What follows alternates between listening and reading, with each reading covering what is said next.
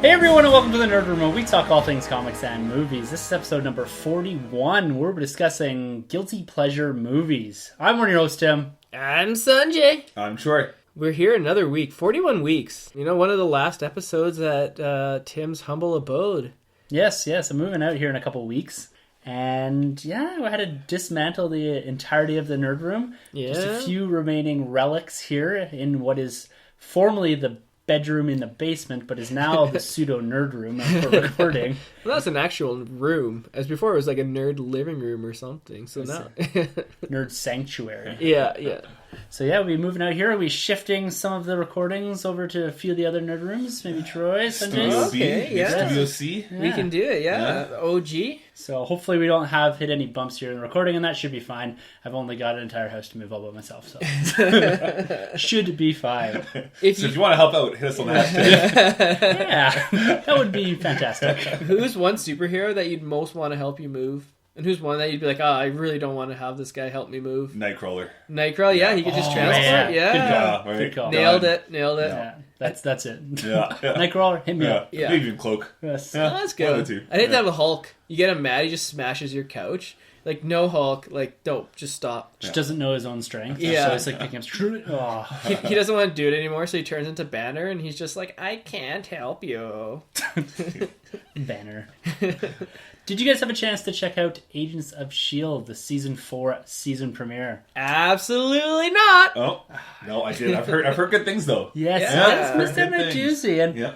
coming into this, I'm hyped up about it. Love MCU stuff. A lot of people don't love this show. Right. Yeah. And they do have reasons here and there. It's not up to the standards of the movies or the Netflix series. If that's the part of the MCU that you love, this isn't that. Right. But this Okay. does give you your little dose of MCU. And one of the questions that you asked, Troy, a couple weeks ago when we were talking about the season premieres was, is this a show you could just jump into from season 4? Right. After watching the season 4 debut, I'm going to say yes. Nice. Okay. It does a good enough job as far as introducing enough new content, new stories, and new characters that you can understand it enough. Okay. And it also does a good enough job as far as your loyal long-term viewers and giving you enough as far as your commitment level to this that it all still matters. Right.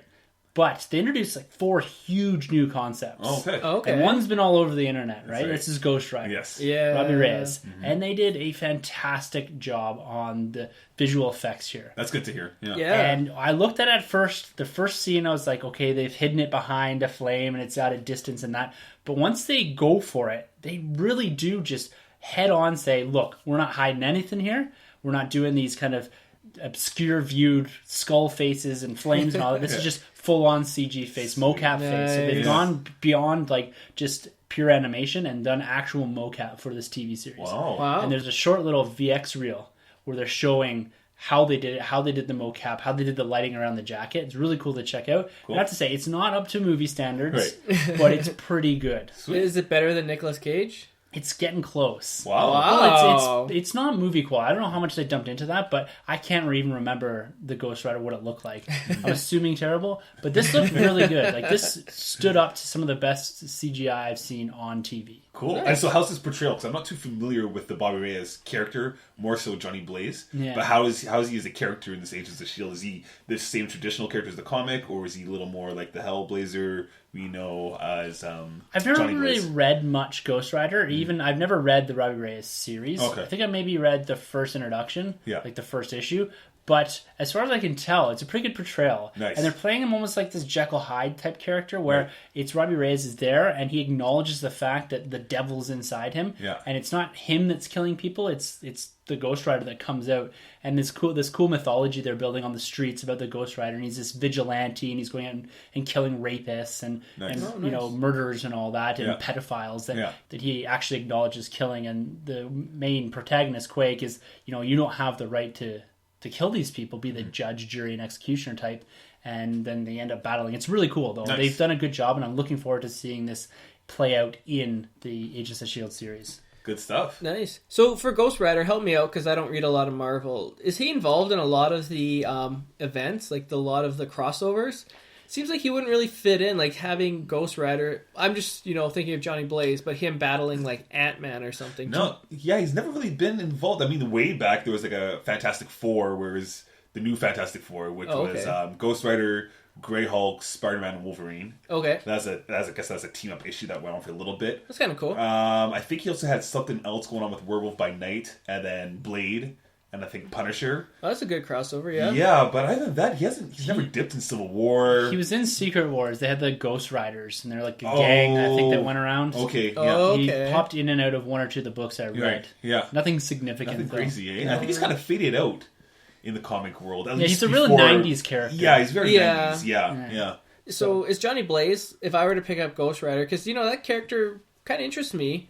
If I pick up a Ghost Rider issue, will it be Johnny Blaze or will it be this new person on Agents of S.H.I.E.L.D.? I'm not sure, to be honest with you. Pretty sure it's Bobby Reyes. Yeah. Bobby Reyes? Yeah. I think he's probably all different. Bobby Reyes. Oh, okay. A couple other concepts that they introduced on the show in this season premiere was the idea of life model decoys, which is something that's strung right through the Marvel comic book universe. Classic S.H.I.E.L.D. Yes, and this idea that S.H.I.E.L.D. is coming back as far as being put back into the light, back into the public, back as a government organization. Oh, that's huge. Yeah, and they've actually fractured up the original team, the small team from the previous 3 seasons, because of this more or less reorganization of S.H.I.E.L.D. So it's another big concept that they're propping back up into the light. Maybe S.H.I.E.L.D. will make a reappearance in the MCU at some point, too. That's cool. So nothing about... Nick Fury? Nick Fury. Nothing about Nick Fury? No, nothing yet. Yeah. So he's going to have to make an appearance somewhere in the MCU at some point. He's done several appearances on this before. Oh. And to bring him back in maybe for an episode or two. But they do have this new director that they've introduced. His name's Jeffrey. There's some speculation as to who he could be actually out of the Marvel comics. They're talking about the Patriot and a few others. Oh. Yeah, so it's interesting that they've kind of strung that along. Yeah. It's starting. They're seeding a lot of different ideas here. And then the last one they're doing here is they've introduced a mystical or magical element as well. So there's this case that they're chasing, and there's some weird, it's almost like a horror thing where you got this little girl that kind of runs out, and it's just touched on it once or twice throughout the episode, and it looks like they're maybe trying to tie a bit more to Doctor Strange. Oh, that's cool. That's cool. I like that. Yeah, it's good to see because Doctor Strange is 1 month out, so November. Yeah, they gotta start pumping this thing. I mean, to be honest with you, I haven't heard much, so maybe that's gonna change in the coming days. Yeah, we're getting a lot of posters. And I think there's a new Entertainment Weekly, or is it Empire cover with the 4 main characters from the movie on the cover. But you're right, there hasn't been a heavy push, has there, for this movie? Well, you guys are in luck then. Because awesome. They just announced on October 10th. Okay. They're doing a 15-minute IMAX screening of Doctor Strange. So they're taking, I'm not sure if it's going to be the start of the movie or if it's going to be some clip within the movie. My guess is they're going to show some incredible action sequence, being that it's on IMAX. Right. Yeah. So it's something similar that they did with Captain America the Winter Soldier. They showed the elevator scene. Oh, that's cool. Good. I believe it was in front of Thor the Dark World. I think it was. Because I was really confused when it popped on. I was like, why is Captain America in this movie? Yeah. And then they also did it with Guardians of the Galaxy as well. What was the clip from Guardians? I can't remember exactly. It might have been the prison break sequence. Cool. So they have a tendency to do this to amp up these movies, give them a little bit more hype behind it, especially showing off the visual effects, particularly here with Doctor Strange. Right. Almost like Spider-Man. So will you guys be checking out this 15-minute preview? So this seems like it's going to give away a big action sequence, probably a little bit of the plot. Is this something that's going to draw you in to maybe amp you up a bit more for Doctor Strange? You said it's in October, right? October 10th. Yeah, so I don't think there's any movies. I'm not much of a horror guy, so there won't be anything I'm going to see in October. So I'm probably going to stay away from this one. Yeah. Is this going to play in a specific movie in front of, or is this just going to be on its own? You got to buy tickets specifically for this? I believe that it's just a 15-minute clip, not in front of a movie. I'm not exactly sure how they're doing it. But they're selling, at least from the tickets that I could see that were on sale, it looked like it was just for the 15-minute clip. And it's only in select theaters across North America. And the only one in Calgary that it is playing is at Scotiabank. There's no way I'm going to check it out. That's so far from my house. In that case, it's not too far from me. I might be there. Yeah, it's pretty cool. I mean, I'm going to see this movie regardless. It would have been cool to check out, but I'm not going to go out of my way to see it. Yeah. No, me neither. I've stopped watching the trailers for this. No TV spots. I'm really looking forward to going this not knowing that much. Because going into a Captain America, Iron Man, Avengers movie, you have a tendency to do a little bit more research. We're more familiar with the characters. We're more familiar with that particular portion of the MCU. Right. Mm-hmm. Whereas this is something completely new. And I'm really trying to stay away from spoilers here. So that I can go in and actually experience this like a normal person. Right? Did you stay away from the bonus content then from the Civil War? Did not watch that. Oh, okay. Yeah. That one really sold me on this movie too. Really? I had to. I watched it. And, all right, I'm gonna have to check it out. Excited. Awesome. So, and with all these new movies too coming out, because Ant-Man, I did the same thing. I tried to stay as far away from that as I could. You got a few of the quips from Paul Rudd and some of the trailers and that, but I really want to experience that as a different type of Marvel Cinematic movie, and that's the same thing I'm going for here. Nice. And so they're really starting to pump up the advertising here. I know you guys say that you haven't seen much of it, but this looks like it's the start of it. Yeah. And I also found one of the legends at EB Games here in Canada. Oh. So I've got the Carl Mordo, or Baron Mordo as he's known in the comics. Yeah. Excellent likeness. The box looks great. There's 8 figures, and your Build-A-Figure is the Dormammu. Yeah. Oh, wow. However you say that. Flamehead. Yeah. But I'm just pretty much stay away from the majority of these with the exception of the cinematic Doctor Strange. There's also a cinematic astral plane Doctor Strange, which is just a translucent Doctor Strange figure. Or Iceman. Yes. Yeah. And they're $30 a pop, which wow. is a lot. That's insane. So they've really crept up in price. They have. But it's nice to see those dropping. 'Cause I didn't think those were going to drop here in Canada until after the movie came out. And that whole wave was at EB Games with the exception of Doctor Strange, the cinematic version. Of course, eh? We're getting a lot of Marvel Legends this year. Yeah. So we still haven't really seen that back end of this Captain America Civil War wave. No. The one with Scarlet Witch in it too. Right? Yeah. And so we've gotten probably 5 or 6 waves here. Yeah, Spider-Man, Civil War, the other Iron Man, or Captain America with the wolf head. Yeah. And then we've got the astral plane going on here with Doctor Strange. So, nice. Wow, lots and lots and lots of toys. Yeah, that's pretty cool. Looks like Kevin Feige, president of Marvel Studios, or whatever he's called now, he's been out on the campaign trail a bit here, and he's talked to people, specifically asking questions. Where are these sorcerers during the events of Avengers, during the events of Age of Ultron, during Civil War? Yeah. Why haven't these guys shown up? And a common question that you're going to get in these cinematic universes now is, we have so many characters, we have these world-ending events going on, why doesn't everyone just show up to help? Right. Yeah. And he had an answer, so he preempted a lot of people here and said, look, these sorcerers are out there trying to prevent this interdimensional collapse or threats to our actual existence in our reality itself. And so he says they don't have time for alien invasions. They don't have time to worry about the Avengers. So it's kind of a nice little thing that it's interesting. He's preempting people's questions out there. It's like, because they're so powerful, where have they been? Yeah. Well, I've always liked that with Marvel too, because going back to, for me, reading like an old issue of Amazing Spider-Man way back in the day, you know, Spider-Man would have to go do something, and he needs some help, and he'd see Thor going somewhere else. He's too busy, or Iron Man's not going to answer his phone, or the Fantastic Four are off exploring another planet, right? Yeah. So he has to handle it by himself, and I think Marvel's always been good with that and kind of handle it in a fun manner. Yeah, right? no, that's true. And the thing with Marvel I like is they're all pretty much based in New York. Yeah. Like all the big heroes. You don't hear too much of heroes outside of New York in the Marvel universe. So, you know, with everyone there in the one city, it does make sense to have them doing, you know, other stuff so that they all can't just show up at the same cataclysmic event. Yeah. But the one thing is that has been hinted at is this idea that Thanos might be the threat that brings the sorcerers to join the Avengers. And Benedict Cumberbatch, in an interview with Empire Magazine, all but confirmed his involvement in Avengers Infinity War. Yeah. More or less stating that it's really difficult to get all these characters, all these actors together with their timing, with their schedules, the likes of Robert Downey Jr., Chris Evans, Benedict. Like, you're talking about some of the biggest actors in the world, and they're trying to get them all on set to be together at some point in time, right? Exactly. This movie's going to cost a ton. That $1 billion budget. Yeah. Do you think it's going to make $2 billion? I don't know. Like, it has both to. Movies? No, because didn't they just say it's just one now?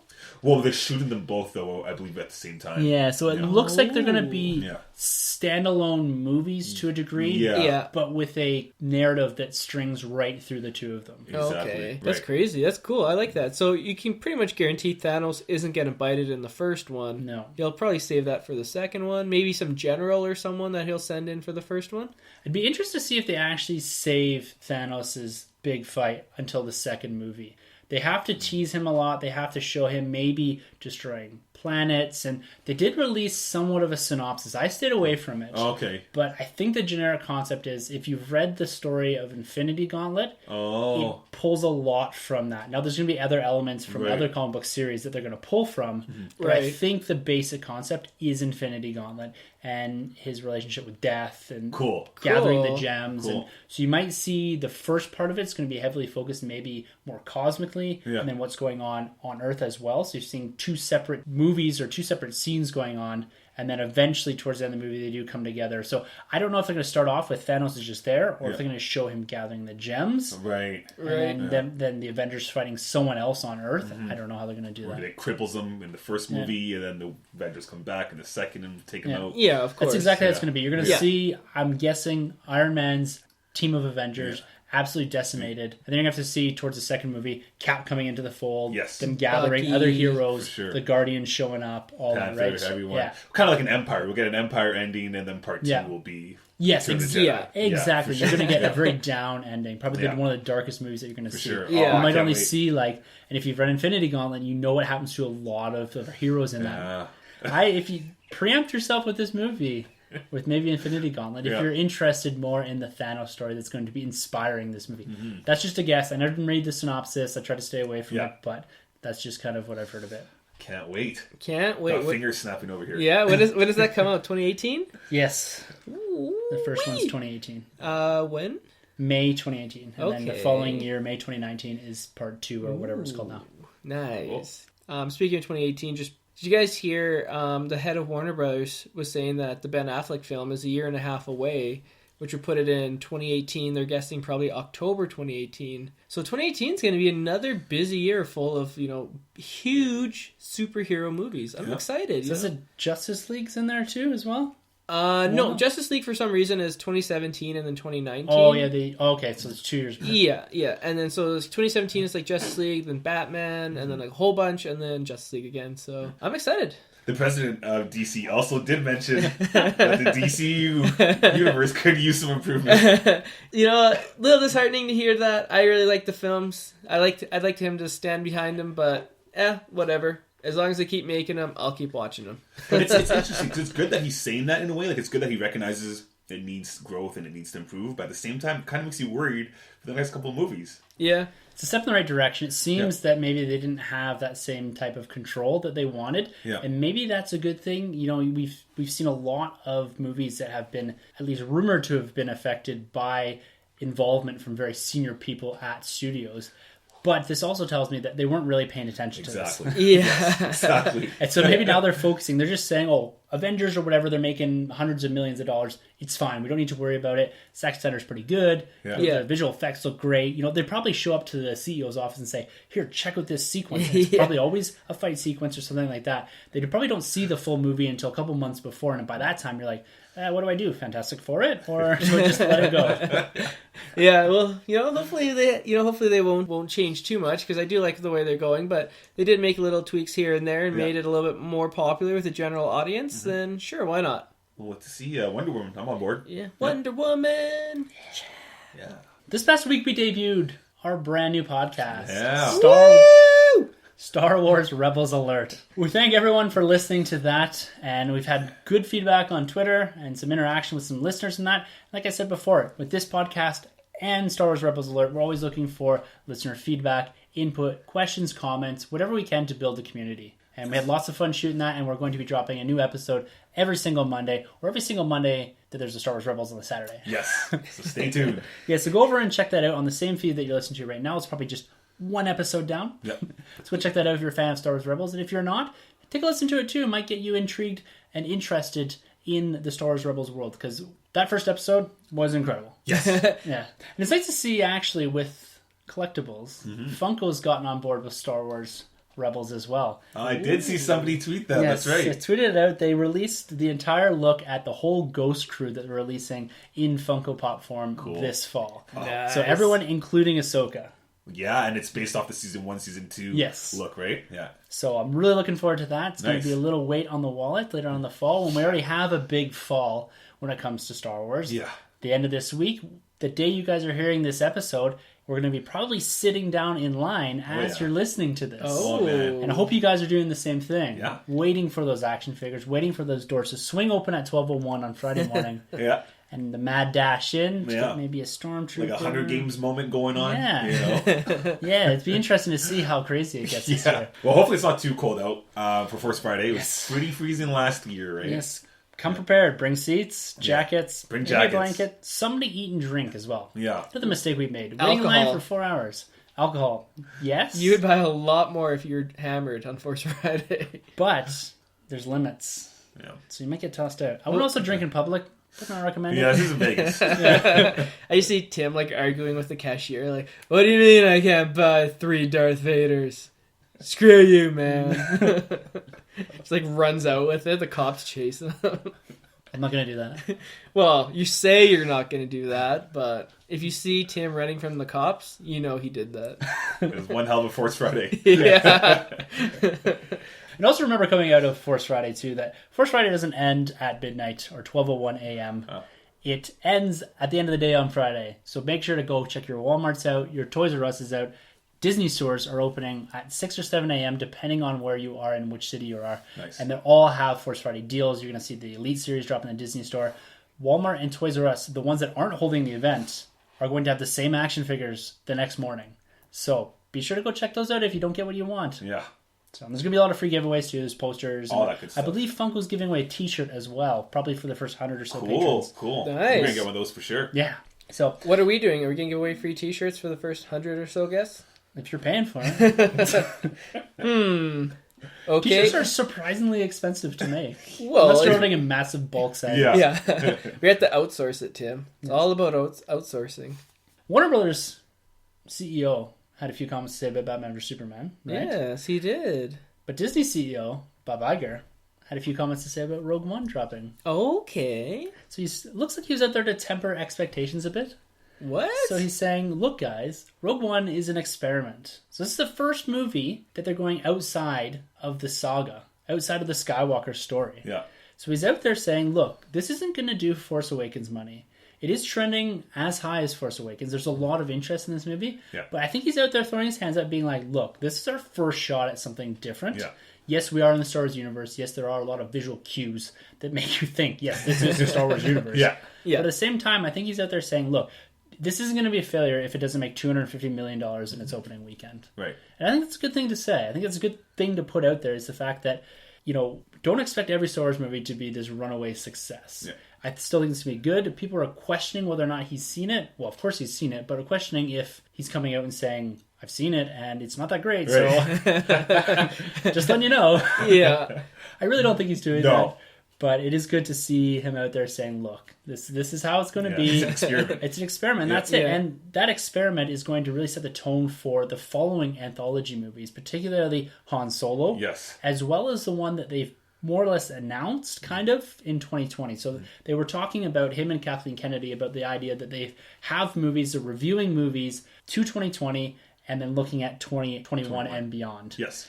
What do you think of having Star Wars movies every single year now? Are these going to run or wear thin on the general audience? Like we have up to 6 or 7 comic book movies a year now. Yeah. Is one Star Wars movie a year too much? Are we going to lose some of that passion, lose some of that fan base, and lose some of that authenticity that comes with big Star Wars movie every couple of years, every 3, every 10 years? I don't know, maybe a little bit, but I think depending how well they pull these movies off, right? I mean, with cliffhangers like The Force Awakens, you're going to constantly be pulling back the fan base and more so to see these movies. Mm-hmm. But the anthology films are a little different because they're more so a one and done. Yeah. Right? So once Rogue One's over, well, we already know A New Hope occurs, right? Yeah. So the anthology films, I don't really know where they're going to sit. And like you mentioned before, they're experiments, so who knows how that's going to work out. But I think the anticipation for every episode movie, so the 8, 9, 10, and so on, I think it's going to have us all pulling our strings. Yeah, I mean, I know you're probably like super jacked to hear that news. Yeah. I mean, if they said we're getting a Batman film every year, I'd be super jacked to hear that. Yeah. My only concern is just the level of quality. If you're putting out a film every year, can you maintain how good The Force Awakens was? I mean, that's a lot of pressure to do it every single year. And what if something goes wrong, or something gets delayed, or something in the weather even? I mean, these movies, you can't move these big tentpole projects because you just give them out to all your vendors and there's all promotional material with the date on it. So Star Wars, they say we're going to come out December 24th, 2017, 2018. They're going to have to come out that day. So it's a lot of pressure on them. If anyone can do it, I'm betting on Star Wars, but... I think it works though because technically it's 2 years to make each movie, right? Yeah. So the episode movie has been in progress for 2 years, and then the next anthology film will have 2 years. So back and forth, I think they can still put in enough quality behind their projects, right? Yeah. You take a look at episode 8; they're done filming it, they're in post production, yeah, and it doesn't come out for over a year. Exactly. That's a lot of CGI. Yeah. So I think it's just a lot of time they give themselves. And before this is supposed to come out in May, so that's they've kind of shifted things around there as well. It's now concrete for December release, right? Yeah, but the idea that he referred to Rogue One as an experiment, so it's the first movie outside of the saga series, but when you step back and look at Rebels, that's a real first shot at something visually that's outside of the saga. So it ties in pieces of the saga movies, particularly focusing a little bit on Leia here and there, but this is really almost like an anthology story. The fact it's telling something completely different than a Skywalker story. Unfamiliar characters, right? Yep. Yeah. And so that's the first thing outside of the books that are actually doing that. So you have Clone Wars, which focuses on Anakin and Obi-Wan. R2. Exactly. Right? So you have all those saga characters in there. But Rebels is a great example of something that's well received. That's telling different stories that tie into the greater Star Wars universe. Yeah, it really stands on its own feet. Yeah. Right? Yeah. And that's what I'm expecting from these anthology films. So really excited going forward. Really excited that maybe we'll get a Boba Fett movie. Yeah. Maybe a Bounty Hunters movie. Maybe. Chewie. Something like that. Maybe an Obi-Wan. Maybe I know that's what I'm hoping for. I want Obi-Wan. A C-3PO movie. That's okay. We got C3 joining us right now, actually. Yeah. Over here on He's kind of creepy. He's just staring at me. Like, his eyes never move. I don't really know. Push the button. Right there. So if they made a C-3PO and R2-D2 movie, like a buddy comedy cop movie, would you guys watch it? I don't think that would work. I think it would work as like a cartoon sort of thing. Like they do these Lego shorts things, and that. Yeah. That would really work from there. Be surprised if they haven't already done it. But as a buddy cop movie, I just don't think it would work. Or like a Bad Boys 2? Yeah. Bad Boys like 27 because they're waiting 21 the future. Jump Street? Yeah. What about Ewok Christmas remake? Well, I love the first two. Yeah? No, I didn't. No. Yeah, so what are you guys most anticipating, or what do you guys think the third anthology film could possibly be? Because we don't know what it is, right? I'm thinking Bounty Hunters. You're thinking, If they give us a Cat Bane, because he's from the Clone Wars, we don't know what happened to this character. He's a huge hit. I'd love to see him and Boba Fett. Yeah. I'd be sold. It's a way to do a Boba Fett movie without having it Boba Fett centric. You could have this concept of, you could even go like a Guardians of the Galaxy sort of route, where you do have this ragtag band of bounty hunters, or they're chasing something in particular, and then tie that whatever they're chasing into the greater universe, or have some sort of implication for something, and maybe set it in a weird timeline, like between Empire and Return of the Jedi, so that's something different. So it's a time frame where Han Solo's frozen in carbonite. Looks like training or something. Yes, and the Rebels have taken a big hit, losing Echo Base, and so it's a different kind of universe at that point. Right. And it's a timeline that hasn't been explored by the comic books. Yeah. And I'm racking my brain to really think of anything that's explored that timeline in any sort of detail. Right. I actually really like that idea. Yeah. That's cool. They kind of did something similar in Clone Wars, but as a younger Boba Fett. He's still like a kid, and he's joined by like Cat Bane and a couple other bounty hunters. But I'd really love to see that take, actually. Nice. Yeah. I'd say a Jabba the Hutt movie, just focused on him and his rise to power. Like Godfather-centric? Yeah, exactly. Shot by Scorsese. Like the Goodfellas, the Jabbas. Subtitles all over the place. So for me, it's definitely Obi-Wan Kenobi, for hands down. But I think you got me sold a little bit on the bounty hunter set and the God Hut. The Job Father. Yeah, the Job Father. Stepping back to DC a little bit. So we had our first look at Superman in a promo released for the Supergirl series, is dropping in about a month's time. Yep. Nice. Troy is a big fan of Superman. Yeah. What are your thoughts on this portrayal? This first TV portrayal since Smallville, I believe? Yes. Yeah. Yeah. You know what? The portrayal of Superman himself, I like. Like, he's witty, he's fun, he's happy, pleasant superhero. Is that a dig on the Batman vs Superman film, Troy? Well, you know what? The Man of Steel version worked for me. 100%.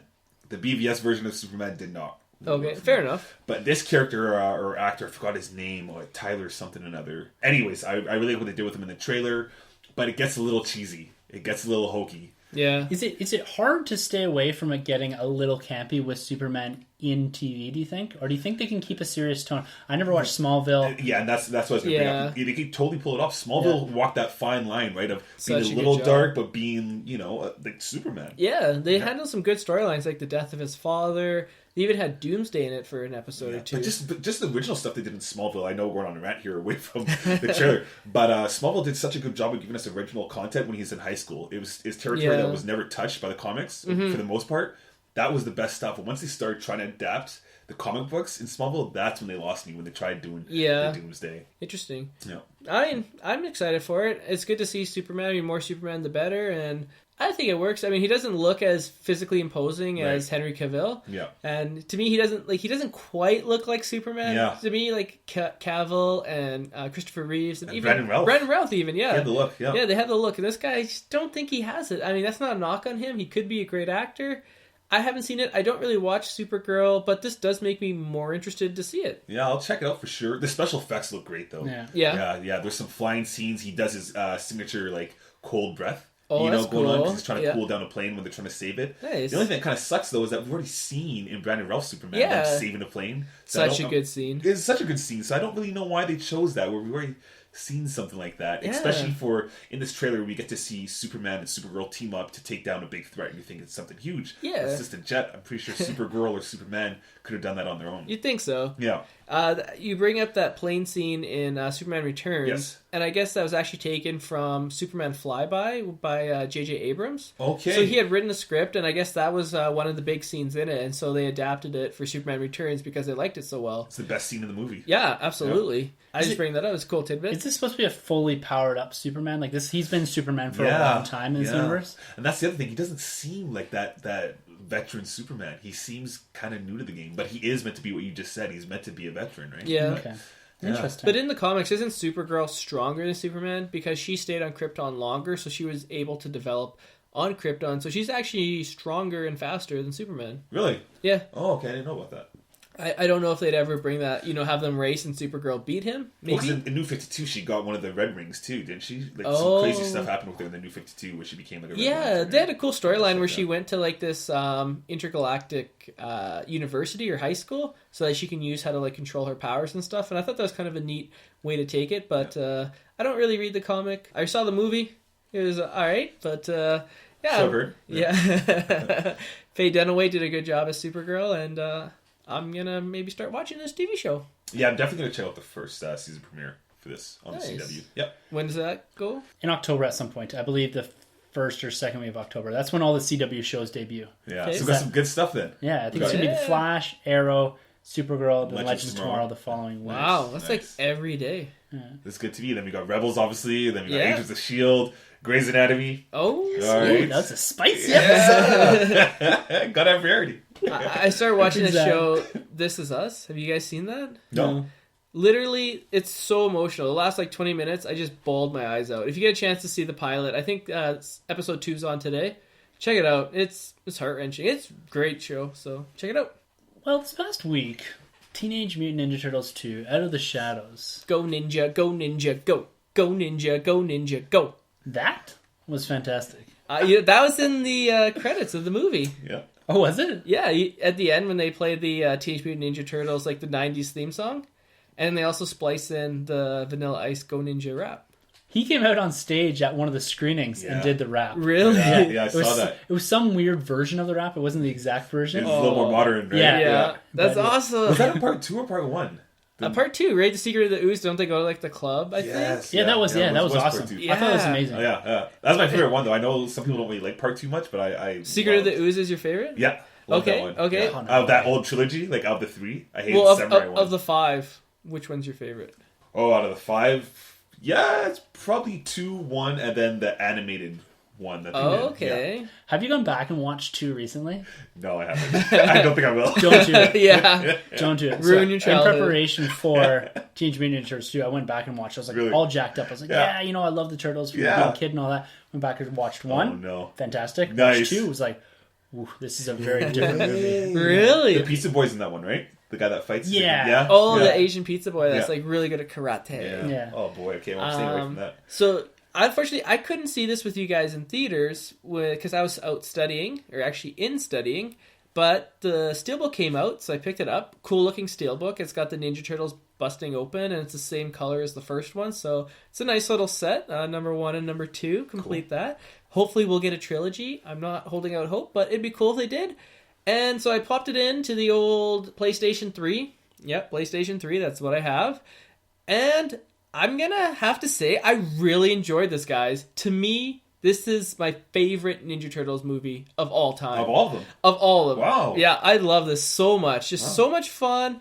Man, it's like all the 90s cartoon stuff all over again with Krang, Bebop, Rocksteady, the Technodrome. Shredder was in there. Casey Jones. Casey Jones himself. Stephen Amell. Did you like his portrayal? Yeah. Here's the thing with his portrayal. I wasn't expecting Heath Ledger's Joker. He didn't have to be that. He didn't have to be Christian Bale's Batman. He had to be a goofy, irrelevant kind of character. And for me, it worked.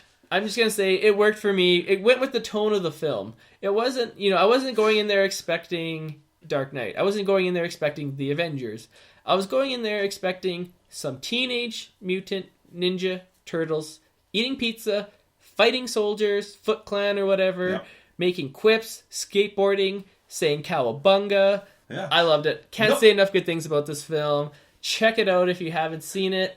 To me, this is the definitive version of the Teenage Mutant Ninja Turtles on cinema film. See, I kind of agree with you. It was fun. I really enjoyed this a lot more than the first one. Absolutely. Huge upgrade from the first one. Huge upgrade from the first one. It's funny though, because some people have issues with being typecasted, which typecast is typecast. But this is something where I wished I saw Stephen Amell give us exactly what he gives us in Arrow. That would have been cool, yeah. Which would have made more sense for his Casey Jones, because he's more of like a strong kind of actor, and I think so at least. And in this movie, he stepped it down quite a bit for me. There's some parts, but that might be the writing. It might not even be him. That might have been the writing. He hammed it up quite a bit. Yeah. When he's talking to April O'Neil, and he's like, "Do you like hockey?" Oh yeah. Yeah. Did you like her Black Widow kind of entrance going on there, Megan Fox, when she came down and changed from her that made no sense. I was like, "What the heck is going on?"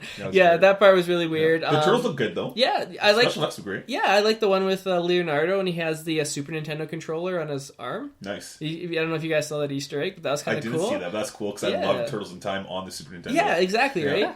And the deleted scene with Megan Fox and then the original April O'Neil. I don't know if you guys saw that online. Check it out. It's really cool. It shows the two April O'Neils together, and I was like, oh, two April O'Neils, worlds colliding. One with big hair and one with normal hair. Yeah. In the words of Michelangelo, this is awesome! Says that like 8 times throughout the film. It's like a drinking game. Every time Michelangelo says, this is awesome, you should take a drink. I enjoyed it. I actually did enjoy it. I don't think it's horrible. It's nothing crazy, but I think for the big Turtle fanboys that are still in that Turtle realm, you're going to love this movie. Yeah, if you love the TV series, you're going to love this. Absolutely. We reviewed it back on episode 25, so sorry, we're going to check out our review. It's maybe not as favorable as this one was. But this is awesome. They're kind of like, so Tim is definitely the Raphael of the group. I'm the Michelangelo.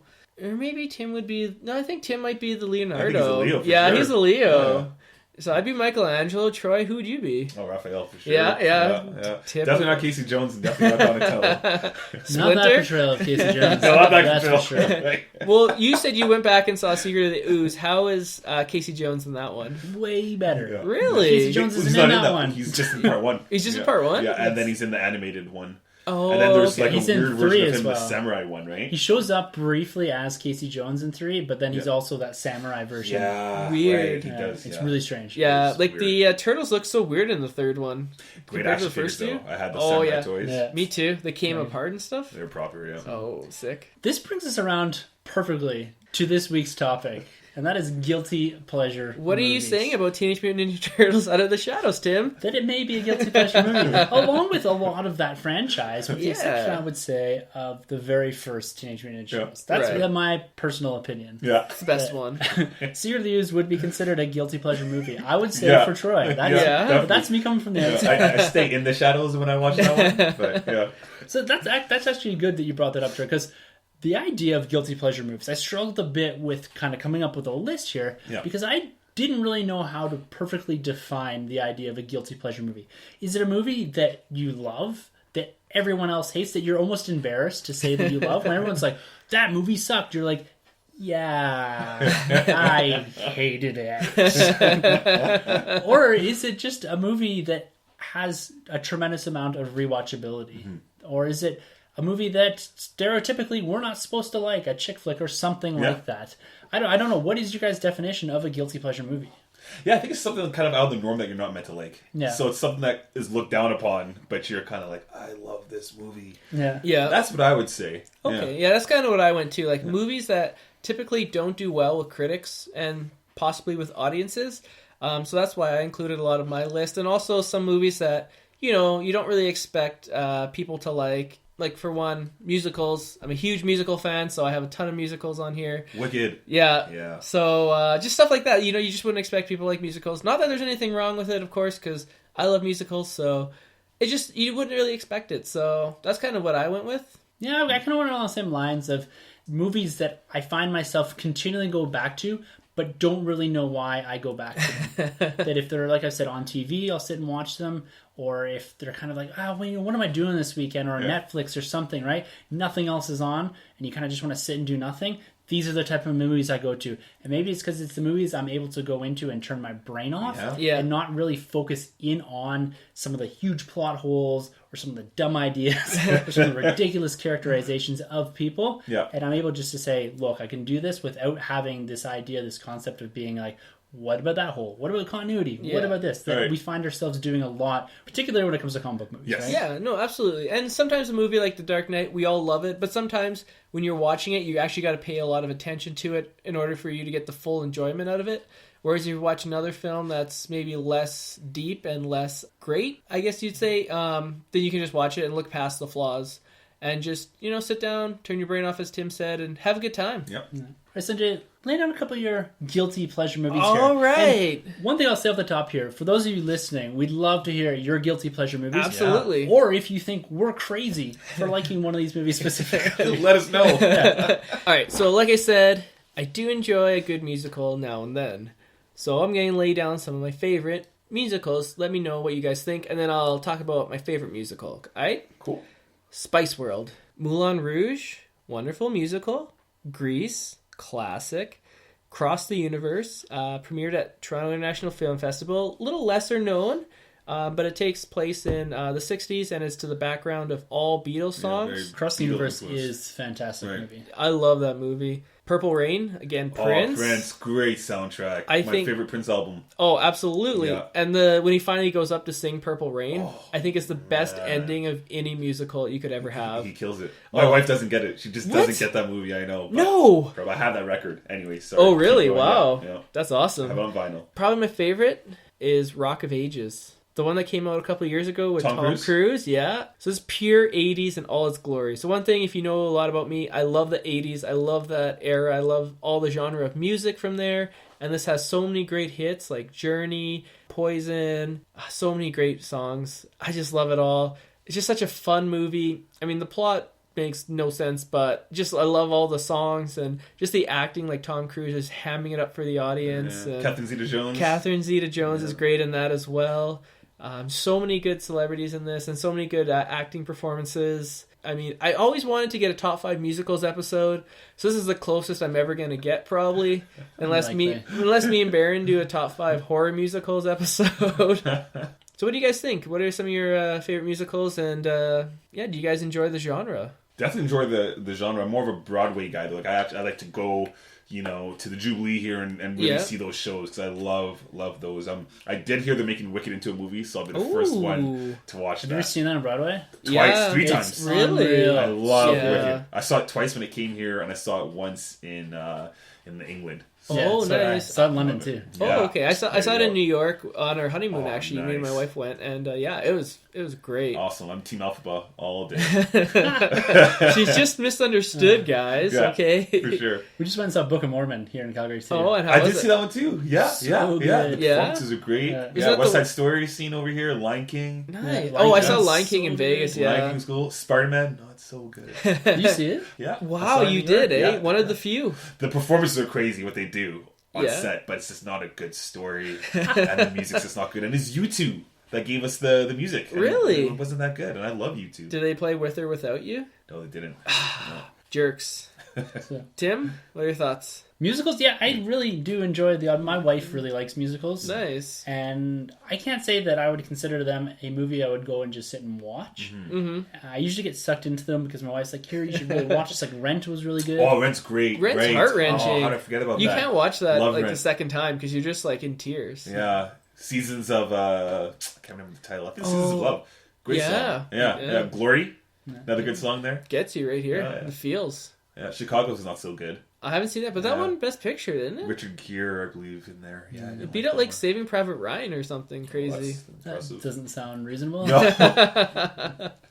Troy, how about you? Some guilty pleasure movies? Yeah, Mean Girls. Nice. Mean Girls 2005, Lindsay Lohan, Tina Fey, Rachel McAdams. Like, what more can I say? All-star cast. Amanda Seyfried. Yeah, that movie's awesome. And of course, if I like Mean Girls, I gotta bring it back to Clueless. Of course. Clueless, 1995, Paul Rudd. All right, Oh, Paul Rudd yeah. is great. Alicia Silverstone, Stacey Batgirl. Dash, the late Brittany Murphy. That's right. Great movie. That was the first movie I ever got on pay-per-view. Really? Yeah. Sat out in my living room and watched that, ordered a pizza, and I had a blast. Yeah. I just picture like teenage Troy just having the best time of his life. Like, it's great. Yeah. That to me is a true guilty pleasure. Yeah. Very much just laying up on the couch, slice of Yeah. pizza in her hand, just loving life. Oh, that's a great film. Yeah, Have you it's watched great. it recently? I haven't. I'm kind of leaving that in a sacred spot there. I still have the VHS, but Oh, VHS. yeah. Nice. Yeah, Tim, what's yours, man? Yeah. So I ended up dropping these into probably 4 or 5 different categories. Yeah. I found myself, my guilty pleasure movies are all centered around a particular genre or type of movie. Right. The first one I lay down here is Michael Bay movies. Oh, Okay. Yeah. Armageddon? Armageddon's one, Nice. for sure. Yeah. The Rock. Nice. Oh, have to. Bad Boys 2. Bad Boys 2 is awesome. Yeah. So good. A lot of people hate that movie. I love that movie. It was the only movie I've ever seen Will Smith just let loose. Yeah. Yeah. He's awesome in that. Full Will Smith. The scene when they meet the boyfriend. Yeah. Love that. Love that film. Yeah. How about Transformers 1? That one wasn't bad. I like that Transformers one. 1 and 2 I'm okay with. I'm Two not sucks. not two. 1. And actually I heard 3 was decent. 3's alrightish. It's better than 2 for sure. Mark Wahlberg's in that one? No, that's 4. Oh. So, Yeah. speaking of which, side tangent. Yeah. Have you heard this weird ass synopsis for Yes. Transformers: The With the Last Night? Nazis? He fights Nazis? Nazis, and he's in Winston King Arthur's Churchill? court. Yeah, so What? there's this big, huge issue with, I can't remember if it's a birthplace of Winston Churchill or if it was somewhere that he lived, and they've basically draped it up in Nazi gear, right? Yeah, setting a base in Winston Churchill's place. Yeah, and they're like, oh, it's so disrespectful, and it's for the Transformers movie. So is this gonna be some weird like time travel movie where They have to fix. yeah, or are they just like going and like it doesn't make any sense to me. You send Transformers back to King Arthur's table, and they just step on everyone. Yeah. You go to World War II, like they just go and step on Hitler. I don't know. Like, Unless it's really the weird. Decepticons go back in time first, and then they're changing history, and then the Autobots have to go back and stop them. See, this is crazy because for me it's very simple. If you're doing Transformers and time travel, you do it like the TV show and you do Beast Machines or Beast Wars, where they so go back cool. to prehistoric ages and they take on the animal persona. Yeah. That is like awesome. That was right? the best computer animated TV show that's ever been. That and Reboot were like up there. Oh for me, yeah. right? Yeah. I had all the figures. Like Optimus Prime was T-Rex. a gorilla. Yeah. And was it Megatron was the dinosaur T-Rex? Yeah. So cool. Yeah, Who's the guy who's always flipping sides? That is the Raptor. The Velociraptor.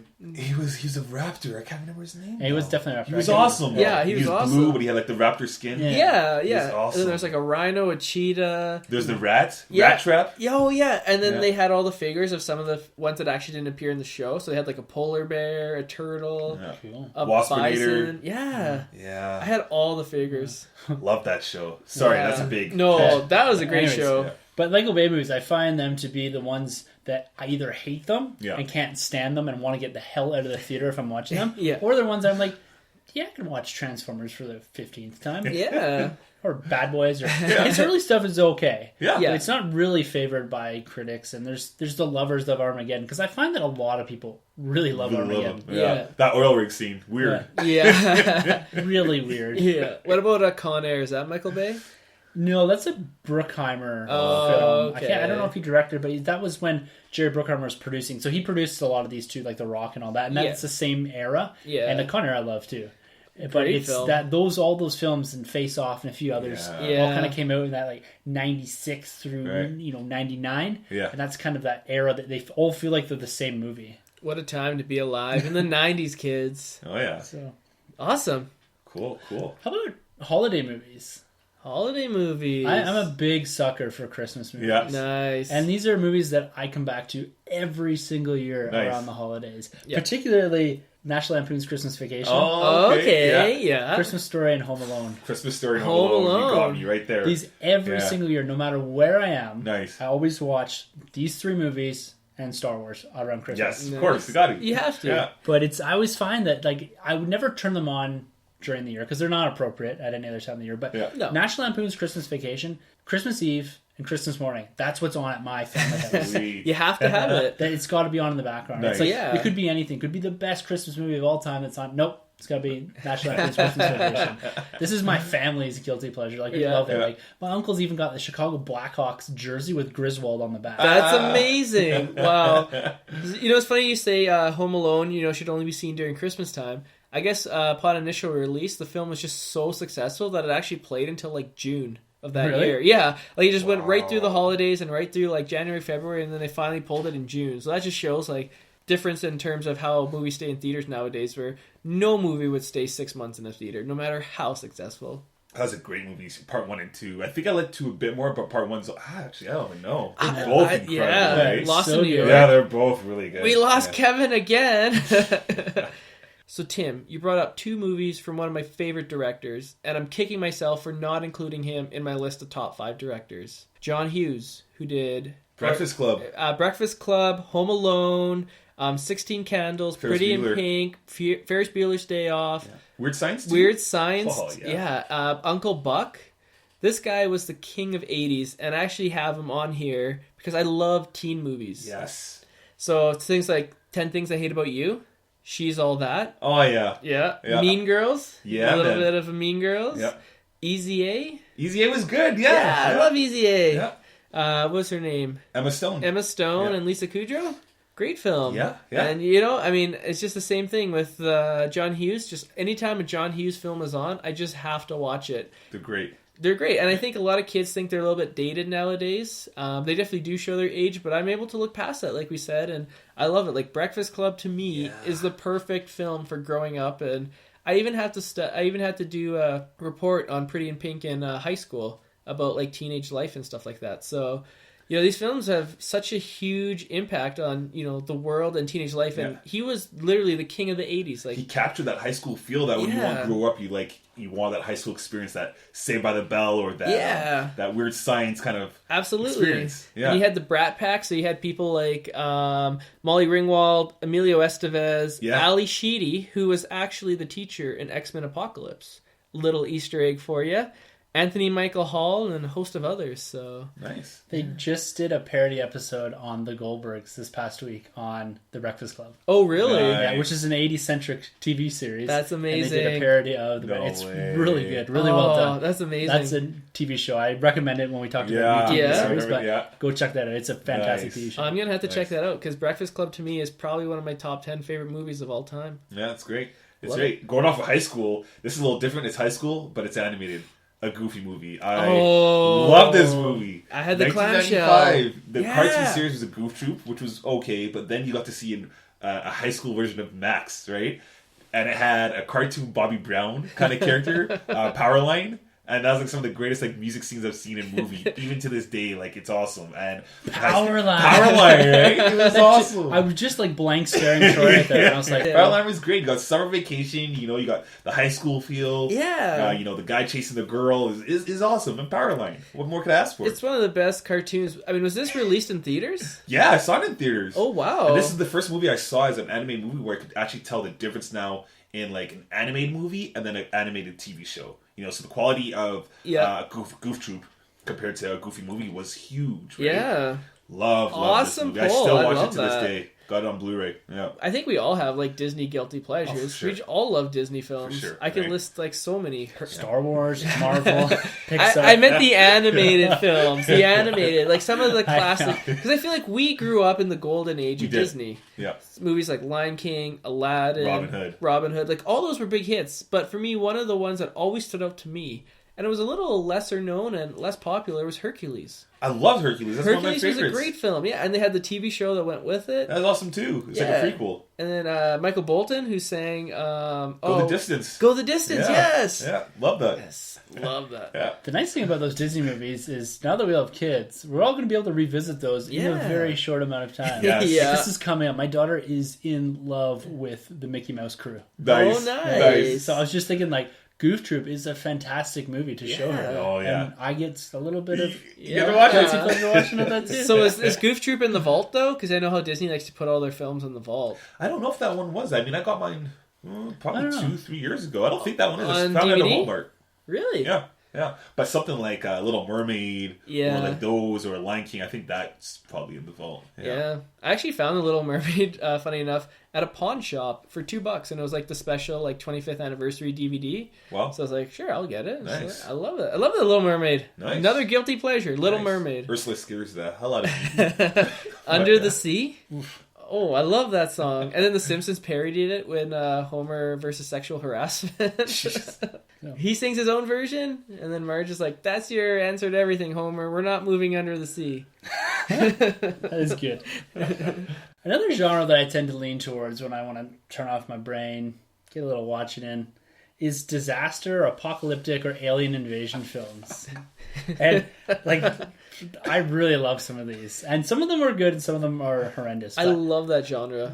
It's so good, right? How about Sunshine? Have you ever seen that? Yes, Danny Boyle. Danny Boyle's got Chris Evans and Cecilia Murphy in it. Yeah, it's about a spaceship that goes up into space to launch a nuke into the sun to restart the sun. Yeah. And it turns this like weird horror flick towards the end. No way. But it's really good. Chris Evans is fantastic in it. Cecilia Murphy is fantastic. What year did this come out roughly? 2007. Yeah, I'd say that. Whoa, okay. It was still around when Blockbuster went out of business because I picked it up, and actually, if you go to my house and see it, it's still in the Blockbuster case. So. No way. Yeah. Nice. I'm not replacing that because that is a relic. Cool. Have you ever called? What's it called? Sorry. Sunshine. Yeah, it's called Sunshine. I think this came around his Slumdog Millionaire. 2007. I was right. Nice. Yeah, nice. Good stuff. Have you ever seen The Core?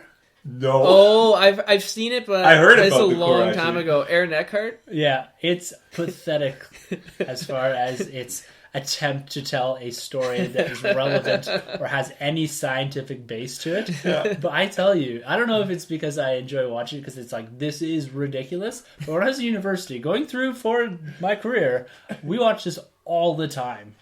And I don't know why. And it was ridiculous. They essentially have this beam that can shoot through the earth. Oh, okay. And they end up in the core, floating around in the core. That's awesome. And they have this new element they invented that with higher pressure and temperature, it gets stronger so they can actually go in the ship. It's what? It's really dumb. But wait, if you're in the core, how would you float? Wouldn't you just be pulled into the center of the core?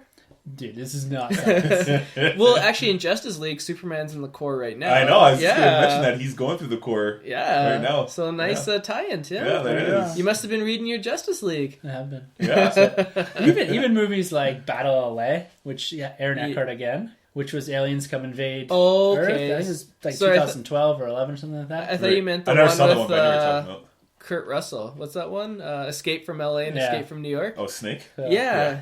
I love all those. Like 2012 is, again, ridiculous. Day After Tomorrow. Yeah. But those kind of movies, I don't mind going and being like, I can just watch these. Right. Yeah. But what I have to recommend here, and I don't know how this was received because this came out quite a long time ago, but it's called Fire in the Sky. Oh. It is one of my favorite alien invasion flicks of all time. It's based on true events. Oh, okay. Apparent true events. And a man gets abducted. His friends get blamed for killing him. Wow. And then he ends up showing back up. And it's really, really good. It's really eerie. Wow. And my dad and I watched it when we were living at our cottage, actually. And our cottage was out secluded and all that. Scary. And it's like really creepy. I was like, Whoa. I cannot sleep. So that's awesome. probably my favorite or my go-to movies to just turn off. and try not to be critical of them. And it's harder now. I think we have different goggles on now when it comes to looking at movies, how we perceive them, because we sit here and we do review a lot of different movies. Yeah. And we seem to have an opinion. We're more involved in the process as far as bringing these movies to the general population. Not that we're actually making them, but we do follow from basically concept to development to production and to when they get dropped, right? And so we see a lot more of what's going on. We understand the direction these are taking. And I find that finding these little niches to go and just sit back and be like, yeah, I don't care. I'm going to go watch this. Disaster flick, I love. Right. Yeah. I'm in. I agree. You know, it's funny you say that because Independence Day 2, I think part of the reason why I didn't like that as much is because Independence Day 1, to me, is the greatest disaster flick that's ever been created. One of the, It's like the most perfect disaster flick. But I kind of like the disaster flicks where there's like a virus that's taking over the world and everyone's slowly getting sick and dying, like Outbreak or Contagion. Some of those ones. I Am Legend, another one. World War Z. Love that one. Yeah, so speaking of World War Z, sad news with Brangelina. They broke up. That just missed our news wire at the top of the episode. Yeah, well, you know, he's in a couple of movies and she's in a couple of movies, so... No, it's sad because it's news. But anyways, I agree. I do like the disaster films. With the alien invasions are good. Always a classic. War of the Worlds is a good one with Steven Spielberg. You could argue it's kind of his last big blockbuster budgeted movie. It's also a really shitty alien invasion movie. Whoa. Time out. War of the Worlds with Tom Cruise. Wasn't there a book? Or an old movie? It was adapted from something. It was readapted. Wasn't it a radio broadcast? Orson Welles? It was a radio broadcast, I believe. Yes, they did a radio broadcast of it. I guess I don't know how true all of this is, but apparently there's a radio broadcast of them actually reading. I don't know if it's a short story or whatever it was, but people actually thought it was real. Yeah. Freaking out. Okay. Because I know when as a kid I heard that one. Like they played it for us at school and I was like, whoa. Yeah. Take it easy. Yeah. I know we're talking guilty pleasures here, and I was waiting for one of us to bring up something that they felt was a good guilty pleasure movie. Love it. I do not like that. Spielberg, Tom Cruise, and Aliens, they should have been able to put something together better than what came on the screen. The end is dumb. The only thing I hate about that film is the way the kids are, because they're so annoying in that film. Probably the worst annoying kids in any movie I've ever seen. But the action is awesome. Tom Cruise is Tom Cruise. He always gives it 100%, eh? Absolutely. Yeah. He's running in every scene like typical Tom Cruise movie. Yeah. Best run ever. Muppet run. Yeah. I don't know. I dug it. I saw it in theaters. I own it. I've seen it recently, and I actually didn't mind it. So I like it. I dig it. Troy, you're the tiebreak here. Yay or nay? I never saw this one. Taking the easy way out. Like Green Day kid walking up at the end of the movie. So dumb. Oh, yeah. I was like, how did he get there? Well, okay. I mean, that's what we said. I can look past that. I know it's a dumb thing, but I look past it, and I just enjoy the journey. I can appreciate looking past it. But I felt like we had to disagree at some point. Yeah. That is the one that got me. That's the one. War of the Worlds. I think it made like $200-300 million at the box office. This is a big success. And if you go on the Universal tour, they still have like, the set of the plane crash. Where they filmed it on their backlot, so you get to go out and like take some pictures as the crash plane and stuff. It's kind of cool. Wow. What about comedies? This is something that are hits and misses for a lot of people, but there's a couple specific ones here that I absolutely love, and it was the Judd Apatow films, particularly in his heyday. Knocked Up and For Real Virgin. Oh yeah, those are great. Knocked Up. Yeah. Cannot stand that movie. To me, that is like one of the worst movies. Whenever it's on, if my wife is watching it, I'll actually legitimately make her change the channel. Wow. I saw it in theaters. I hated it in theaters. That is one film I never got. And people seem to love it. And people want to like shake its hand and, love it. But no, I cannot stand that film. Wow. I think, that's passion. I hate this film with a passion. If it's on in my house, I'll legitimately, if I see it, I'm like, nope, you gotta change it. And, I just cannot have it. Wow. Yeah, I don't even own the film. Well, I guess you wouldn't. Apparently, you don't like it. I own a lot of films that I don't like, but this one is one that I hate. I really like that one. In 40 Year Old Virgin, I had a tendency. That was beautiful. That was really good. I had a tendency with that one I used to put on a movie when I lived by myself and on my own and I would put on a movie just in the background and just roll everyone to sleep. I bet you I put on 40 Year Old Virgin every single night for like 6 months straight. Because I could just turn it off. I could listen to it. It was comforting. I don't know what it was. I like the idea of this really nerdy dude who had all these sweet action figures all set up in his apartment and all that. I really like that idea. I feel like I could relate to that. You could bond with that guy. Yeah. He'd probably be on this podcast right now if we knew him. Yeah, comedies. I had Ace Ventura: When Nature Calls. Nice. I know a lot of people didn't like part 2. I loved part 2. Yeah. More than part 1? More than part 1. Oh, yeah. Okay. I thought part 2 was brilliant what they did with that character. I just felt like it was more funny. And they changed the environment. They didn't do the whole hangover movement where they just replicated the exact same thing. That is a good point. You know what I mean? They did a lot more different things, I mean, I heard a lot of people say that there are no good comedy sequels. Would you say then that's the best comedy sequel? I won't go as far as the best. I mean, I enjoyed 22 Jump Street more than 21. Oh, okay. I just watched Neighbors 2. Yeah. And? Not as good as Neighbors. It's not as good. Oh, yeah, really? Not even close. Not even close. Because part 1 was great. It's just, it kind of rehashes a lot of the same stuff. Yeah. The characters from the first one are great in this. Particularly the guy from Mini Project. His name's Ike. He's in Suicide Squad. Yes. He's fantastic. Oh, yeah, he is good. Yeah. And Seth Rogen's good. The whole crew there is pretty good. Even Zac Efron. I really like him in comedy stuff. I like him. But the whole concept of it is just a big rehash. And the supporting actresses that are in the sorority just don't stand up to the guys that were in the That's unfortunate. Because they have some big names in there. Isn't the girl It from... Girl. It Girl and Carrie. She's not really great in it. That's unfortunate. That is unfortunate. There's a guy back in the day that I used to watch, Sinbad. Big comedian. Yeah. Way back in the 90s. Love 1995 house guest. Sinbad. Okay. And Phil Hartman. Yeah. Oh, Okay. the late great Phil Hartman. It's a con man that's basically owes a huge debt to like the mob. So he basically takes on identity of Phil Hartman's like old college buddy, and he tries to stay over at his place and like swindle him. But then he finds out that you're not my friend. But they build this big relationship. But it's a really, really funny movie. Nice. Aren't they both in Jingle All the Way as well? Yes, they are. Yes, they are. Let's try talking about Jingle All the Way. Yeah. Tim and his That's holiday another good one movies. too. Yeah. Arnold. That is one that I've Terrible probably Man. watched way too many Right? times. Yeah.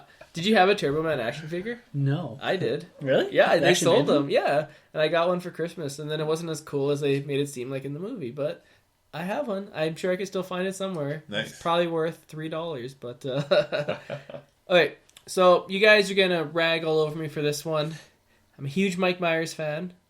Austin Powers, all 3 of them great. I mean, who doesn't love that? Wayne's World, another great Mike Myers film, right? Uh-oh. I'm waiting. You know where this one's going. No way. The Love Guru. Come on. No way. Yeah. That ended his career. I know, but I'm just saying, I enjoyed it. And it ended, I forget the guy's name, he was also in 40 Year Old Virgin. Oh, yeah. And he plays like the hockey player in Love Guru. Can't remember his name, Can't remember his name, but you know who he is. Oh, Yeah, man. I thought this was hilarious. You're one of a kind. I am. Literally one of a kind. I looked up here, the Rotten Tomato score is 14%. This would be one of the lowest rated movies of all time. Poor Mike Myers. To me, it was hilarious. I still quote it sometimes, actually in conversation.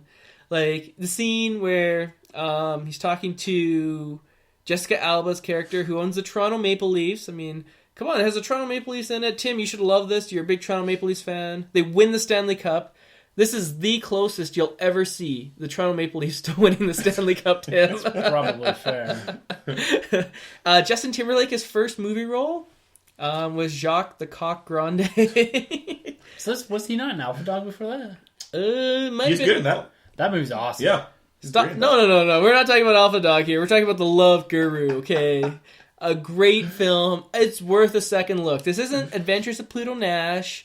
This isn't like Norbit, okay? This is a legit movie that I feel like deserves a second viewing. Didn't that movie also come out the same time when Adam Sandler did that horrible Don't Mess with the Zoan? They were like both around the same time. They were both like career ending for both of them. Yeah, that was... Ooh. So that is a true guilty pleasure movie. That is literally down to the definition of you're the only one that likes this. Yeah. I feel like you gave that a 14% on Rotten Tomatoes. Somehow you've managed to sign on with enough critic accounts to go from 0 to 14. Because I watched about 20 minutes of that and I just couldn't anymore. It's hilarious. Like, obviously, switch your brain off at the door. Okay, you're not going to go in there expecting Austin Powers material, but it has some of the same types of jokes and humor in it, and I feel like it's worth a second look, guys. Trust me on this one. Okay, continuing with comedies. Maybe you guys will like some of these more. Romantic comedies. Who doesn't love a good romantic comedy? You know, you got good ones like When Harry Met Sally. Oh, that's incredible. That is such a great film. Another holiday film, Love Actually, is probably, I don't know if you guys have seen this. Possibly, I don't know. With all the crickets, I'm guessing not. It has literally every British actor in it ever. Courtney loves that one. It's such a great film. I love it too. Keira Knightley's in that one, right? Yeah, Keira Knightley and Rick from Walking Dead. Actually, that's how I knew him. And then when he appeared in The Walking Dead, I'm like, oh, hey, it's the guy from the Love Actually. And I still maintain, if you ever came to Calgary Comic Entertainment Expo, I would walk up to him with a sign that said, "To me, you are perfect," because it's from the film, and I bet you he would get the inside joke. But he didn't get the girl, did he? No, but he got the kiss, and then he's like, enough, you know, I'm going to leave it to my best friend. Yeah, because kiss is always enough. He's Rick, okay? He's used to getting the second girl. Does Rick get the second girl? Well, I don't know. We'll get into Walking Dead later. Roman Holiday, another classic. Audrey Hepburn. Like this is like OG romantic comedy. But for me, I don't know if you guys have seen this. Take Me Home Tonight. No. Okay. So this one is a movie that's I think it was shot in the 2000s, but it takes place in the 80s. Stars Topher Grace, Anna Faris, Chris Pratt. Wow. It also stars Teresa Palmer. She's in Lights Out and a couple other films.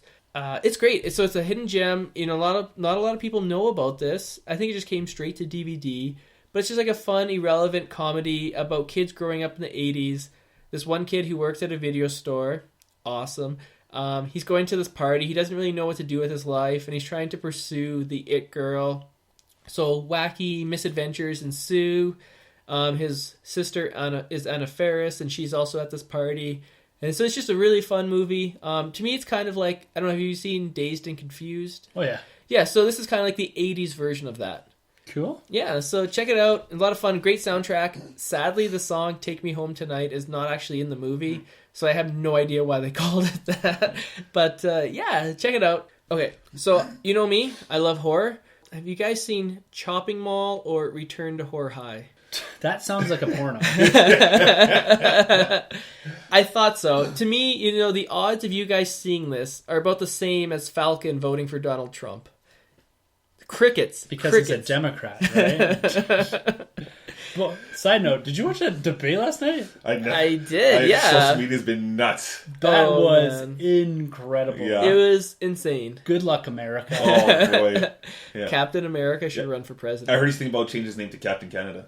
Oh. Yeah, because he is out. He's going to sneak across the border. So really quickly, Chopping Mall is a film about these kids, and they decide to stay overnight in a furniture store, have a little slumber party, but they don't do a lot of sleeping, if you catch my drift.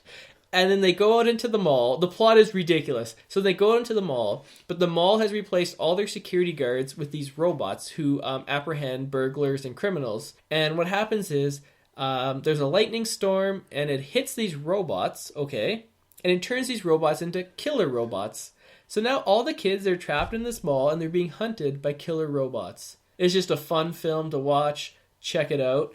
And lastly, Return to Horror High, the very first movie of George Clooney. And you think a name and you think a name like Return to Horror High would be a sequel? No, it's just the first one. There's no one that comes before it. It's a film about this school, and years ago there was a serial killer, and he killed a bunch of students from the school. And then it flashes into the future, and this director comes, and he wants to make a documentary about the murders that took place many years ago. And then a bunch of the actors, while they're filming in the same school, are getting killed off one by one. And George Clooney plays a security guard in it. So it's a fun film. Again, another one of those slasher. I'm a big sucker for 80s slashers. So Friday the 13th, I've seen all 13 of them. They're all great, fantastic films. To me, it's one of the best franchises. To put out 13 films like that and have the same amount of quality, I don't know if we'll ever see that again. That was a joke about the Marvel Cinematic Universe because they're on the 13th. Well, guys, it's been a pleasure talking guilty pleasure movies. Oh, I see what you did there. That was not on purpose. Make sure to catch our new podcast, SW Rebels Alert. That drops every Monday. Make sure to check out Rebels this coming Saturday. And you know what, guys? Have fun on Force Friday. Be safe. Go prepared. Bring a pizza. Bring some chairs. Yeah. But we're looking forward to hearing all your stories about your Force Friday hauls, your experiences. I'm really looking forward to spending some time with some true Star Wars fans, getting out there and just spending hours in the evening like ridiculous people out in front of a Toys R Us talking about Star Wars Rogue One and what's on the inside waiting for us. All right, you can always catch us at #EnterTheNerdRoom if you want to ask questions, comments, whatever. Our Twitter handles are at the end of the episode. We are on Facebook. We are on YouTube. We are on Stitcher, Google Play, all the listening platforms that you can think of. We are there for your listening pleasure. Well, we look forward to talking Luke Cage in a few weeks. Look forward to talking and discussing our Rogue One Force Friday hauls next week. And until then, for the Nerd Room, I'm Tim. I'm Sunjay. I'm Troy. And thank you for entering the Nerd Room. See, that was a heavy door. It was like a wood door. It's like a fire door. Bonus content. I have something in here. Bonus content. This is our Easter egg. This is the Zack Snyder Ultimate Director Cut. All right, now that Tim is gone. Bonus content for Troy. Oh, shoot. Smuggler's Booty. Bounty. Oh, bounty. Check this out. Oh, man, it came in. Oh, Lord Vader. Oh, man. 158. Look at that. Bespin Darth Vader. In the Smuggler's Bounty box. This is our bonus content for the week. Look at his head skull. Oh, wow. It's Grand Moff Tarkin coming up next? Right there. Right there. Oh, man. Not Grand Moff. That's great. They got the cheekbones. Yes. Does he have big cheekbones? Yes, he got cheekbone accurate. Got the lightsaber with Vader. With the Force hand. That's awesome. This is great. This might be one of the best Funkos I've seen out there, guys. Yeah, these Funkos in this recent Death Star Smuggler's Bounty are fantastic. Whoa. That's a great pickup. Yeah. Wow. When did that come in? A couple days ago. Nice. So. Ooh. Anyways. Is there an Emperor yet? No, there's an Emperor there, yeah. There is, yeah. So, anyways, guys, we are out. Don't forget to subscribe and rate and review us on iTunes. You can find our hosts Tim, Sunjay, and Troy on Twitter at TheNerdRM1912Podcasting and Troy, TheBoy87.